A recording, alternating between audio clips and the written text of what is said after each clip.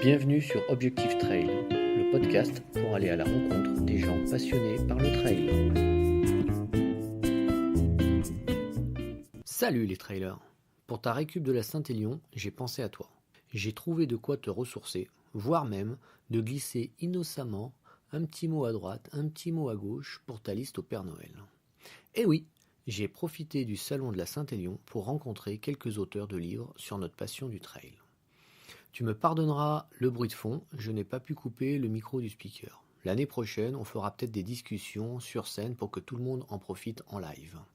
On parle de livres, on dérive largement sur qui est l'auteur, sur les ultras, sur les expériences et même quelques conseils intéressants. Je t'emmène aujourd'hui découvrir Cécile Bertin, auteure du livre Les Sables émouvants.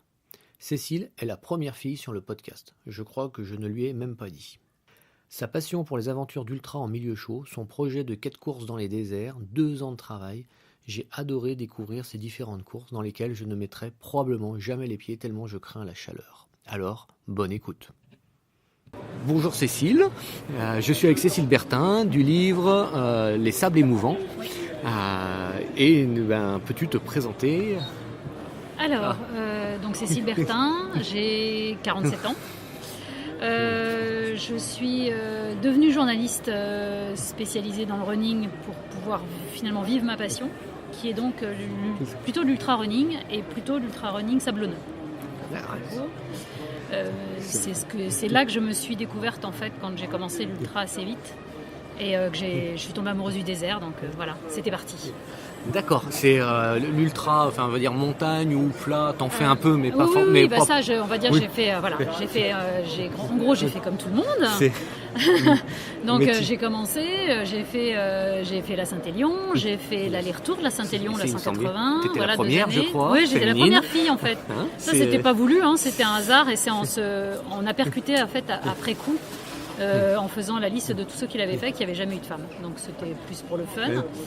Et puis j'ai fait comme tout le monde, j'ai eu des points, alors je suis allée à l'UTMB à Chamonix et voilà, ainsi de suite. Mais très clairement, mon vrai bonheur pour moi, ça reste le sable. D'accord. C'est vraiment là que, d'abord parce que j'ai découvert des qualités que je ne me soupçonnais pas, je supporte très bien la haute chaleur, mais ça... Moi, c'est ce qui m'inquiéterait le plus. Voilà, mais ça c'est totalement injuste, on ne peut pas s'entraîner, je suis née comme ça et voilà. Mais je ne le savais pas. Et les appuis dans le sable ou des choses comme ça, c'est des choses que tu t'y fais aussi, tu t'entraînes. De l'autre côté, et alors, de journaliste, tu es devenu auteur. Alors en fait, en même temps, j'imagine. En fait, c'est ça qui est assez paradoxal, c'est d'abord le fait que, pour reprendre tout depuis le début, je commence à courir. Oui. On va reprendre toute l'histoire la jeunesse. D'accord. Je commence à courir. Premier dossard. Je découvre qu'il y a à l'époque, mais c'était pas il y a 15 ans non plus finalement, il n'y avait pas de femmes, ou très très peu. Donc assez surprise parce que je connaissais pas cet univers. Quand je dis que je suis vraiment pas sportive, c'était vraiment le cas. Et donc j'ai très vite créé une communauté sur les réseaux sociaux, puisque c'était même pas les réseaux sociaux, c'était un site qui s'appelait Courir au féminin à l'époque, qui avait pour but surtout de motiver les filles à venir prendre un dossard avec moi. Parce que sinon je m'ennuyais. Et en fait le site a été très vite repéré, la communauté était assez importante et c'est une maison d'édition qui m'a repéré, qui a repéré mes textes et qui m'a proposé d'écrire un livre. D'accord. Et donc c'est en fait quand j'ai écrit ce livre qui a fait que j'ai été... des communiqués de presse sont arrivés dans les rédactions des journaux qui m'ont repéré et qui après m'ont demandé d'écrire. Mais ça a d'abord commencé par un livre. En fait. Dans mon cas présent, ça a d'abord été un livre. Et c'est depuis après devenu, j'ai commencé par des piges et puis un jour on m'a proposé de lancer Running pour elle, qui était le premier magazine de course à pied pour les femmes. Voilà. Et je ne suis jamais retournée à mon ancien métier donc. Oui, c'est ça en fait. Donc en fait, parce que tout ça c'est fait, c'était une occupation d'une mère au foyer qui était en congé parental d'éducation pour dire les choses telles qu'elles sont. Donc ça a été vraiment une surprise. Quoi. Donc en fait la passion est devenue oui, tout à fait. Après, avec du travail. Mon métier avant était d'écrire, mais pas du tout dans le domaine de la santé et pas forcément dans ce domaine-là. Et alors, écrire un livre, est-ce que c'est compliqué ? Moi, j'ai l'impression que c'est énorme. Oui, mais en fait, c'est surtout que je trouve que le plus compliqué, c'est d'essayer de lier tout ça. Puisque, en fait, dans mon cas, moi, c'est pas une seule course, c'est plusieurs courses. Et c'est vrai que l'idée était aussi de choisir des courses qui avaient un sens pour moi, parce que j'en ai fait pas mal, et puis qui avaient chacune une histoire, c'est-à-dire qu'il y en a où ça se passe mal, il y a histoire de dire à tout le monde non, mais ça s'est pas toujours bien passé, il faut pas rêver. Je suis comme tout le monde. Il y a des moments où je me suis demandé ce que je faisais là. Et ça, c'est comme ça, le livre s'est construit autour de ces histoires. Et après se termine avec, surtout la moitié du livre, c'est une année assez incroyable. Puisqu'en 2012, en fait, j'ai monté un projet qui était de faire les Four Deserts, qui est un challenge américain. Enfin anglo-saxon, parce qu'ils ne sont pas qu'américains. Et qui était de courir 4 courses de 250 dans les 4 grands déserts du monde. Et d'être la première Française à le faire. Parce qu'il fallait que je trouve des sponsors, parce que ça coûte des sous. Oui. Et voilà. Et donc la moitié du livre, en fait, c'est tout ce périple, c'est toute cette année qui a été assez surréaliste. Mais pour le coup, j'ai tendance à penser que même la préparation est déjà un ultra en soi. Déjà, parce qu'elle a commencé déjà la préparation physique, tout quoi. 2 ans de recherche de sponsors, ça correspond à ça. Puisque ça a été 2 ans de travail avant de réussir à pouvoir le droit de courir. Ça a commencé par un ultra de préparation, donc en plus. Donc cette année-là, j'en ai couru plus. J'ai fait un 200, j'avais fait un 200 au mois de février pour remettre la machine en marche. Et puis en fait, après, c'est pas de la préparation, c'est que de la récupération en fait. Parce que il faut encaisser, et entre 2 courses, en sachant que j'ai quand même enchaîné 2. Ils ont eu un changement de calendrier et les 2 gros derniers ultras, je les ai enchaînés à 3 semaines. Donc de toute façon, on ne s'entraîne plus. Oui, non, mais on dort et on soigne ses ampoules et on repart. Oui, j'allais dire, ils craignent de la blessure, oui, de la tendinite. C'est pour ça, donc exactement. Donc, et d'ailleurs, je me suis lâchée finalement sur le dernier ultra. Le dernier ultra dans le désert où là, je me suis permise de m'amuser un peu plus sur le terrain parce que je savais que derrière, il n'y avait plus que l'Antarctique, si je peux dire. Et que l'Antarctique, ce serait 7 jours de cryothérapie à ciel ouvert, donc il n'y aurait pas de souci pour que ça tienne. Non, parce qu'en fait, la particularité de l'Antarctique, surtout, c'est qu'il n'y a pas de barrière horaire. En fait. D'accord. Parce donc, à un moment, si c'est totalement mental, tu dois pouvoir finir. De toute façon, c'est pas du tout la même ambiance. C'est un espèce d'ovni dans le monde du running, parce que on court avec les animaux, on court avec les pingouins, enfin les manchots, parce que ce ne sont pas des pingouins, ils sont au pôle Nord. Et ainsi de suite, donc on est obligé de s'arrêter pour les laisser passer. Enfin, s'ils ont décidé d'être sur le chemin, sur la trace qu'on a faite, et qu'ils ont décidé de jouer là, et ben on est tous obligés de s'arrêter et d'attendre qu'ils veuillent bien partir. Donc évidemment, vous oubliez votre chrono quand on est dans cette situation. Donc quand je dis que c'est un ovni, c'est à cause de ça. Et d'un désert à l'autre, tu retrouves plutôt les mêmes chemins ou un désert est complètement différent d'un autre? Non, parce que là, encore plus avec les Four Deserts, parce qu'ils ont fait le choix de choisir des destinations vraiment différentes pour offrir justement presque tout ce que la richesse du mot désert sous-entend. Donc le désert d'Atacama reste absolument exceptionnel parce que on court.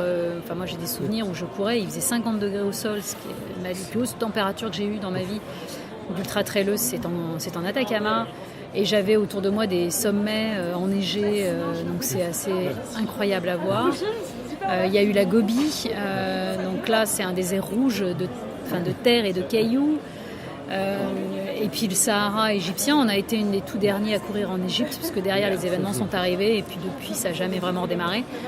Et là c'était le désert de sable, le vrai pur, avec quand même une arrivée au pied du Sphinx et de la pyramide. Donc quand même de bons souvenirs. Ah ouais, quand même, super. Ça a de la gueule. Et si t'aimes la chaleur, un jour peut-être la Badwater? Alors, blague à part, elle avait été envisagée un bout de temps et j'ai arrêté la route parce que mon dos, puisque je ne faisais pas de sport pour des raisons médicales à la base, et je serais absolument aujourd'hui infoutu, je pense, de tenir mon dos ne serait pas capable de tenir la Badwater, mais elle avait été très sérieuse, suffisamment envisagée pour que j'avais le chauffeur, j'avais l'infirmière et j'avais le paisseur, donc c'est-à-dire que ça a été quand même assez loin, ça a été assez loin quand même cette histoire. Et puis là, j'ai même arrêté le marathon sur route, donc. Si je connais les barrières horaires de la Badwater, dans l'absolu, je pourrais peut-être passer, mais dans des telles souffrances que c'est pas mon but. Et par contre, donc, tu continues que du sable maintenant, enfin le sable du désert. Parce que, oui, c'est là que, déjà parce que mon dos ne se réveille que beaucoup plus tard, donc je peux faire beaucoup plus de choses et plus longtemps. Donc, pour l'instant, et sinon, je me suis rabattue sur des trails, des formats plus courts. Maintenant, c'est 50, 60, et c'est largement suffisant pour l'instant. On y prend aussi du plaisir, donc ça marche c'est ça. aussi. C'est-à-dire que ce qui est assez marrant, c'est que il y a aussi cette histoire-là en fait, c'est que j'ai vraiment cherché mes limites avec finalement cet exercice. Je les ai trouvées et c'est bon. J'ai plus envie de me prouver. Je sais que je ne suis pas capable et puis je ne vais pas passer le reste de ma vie à pleurer, à me mettre en boule et à essayer.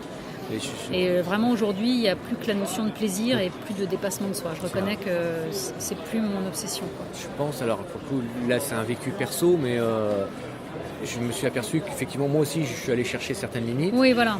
Et à un moment, l'équilibre perso, familial se modifie avec les années aussi. Oui, et donc à un moment, on ne met pas le plaisir au même endroit. Exactement. Non, mais de ce fait, moi effectivement, je retrouve du plaisir là, sur 60-70 km. Oui, voilà. Et c'est-à-dire ça que me là, suffit pour l'instant. Ça me permet de vraiment, j'en profite.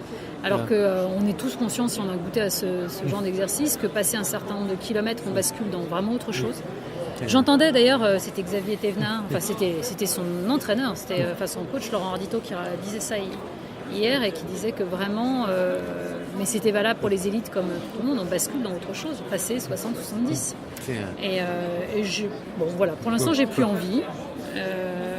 Mais peut-être que ça reviendra, mais pour l'instant non. Voilà. J'en suis là aujourd'hui. Et pour quelqu'un qui veut se lancer dans des courses justement sous les fortes chaleurs, quels sont les meilleurs conseils ou préconisations pour se préparer? Le gros souci avec les très hautes chaleurs, c'est comme le mal de la montagne. Il y a une injustice complète sur ce truc. On n'est pas égaux. On n'est absolument pas égaux et il y a des gens pour qui ça passera jamais.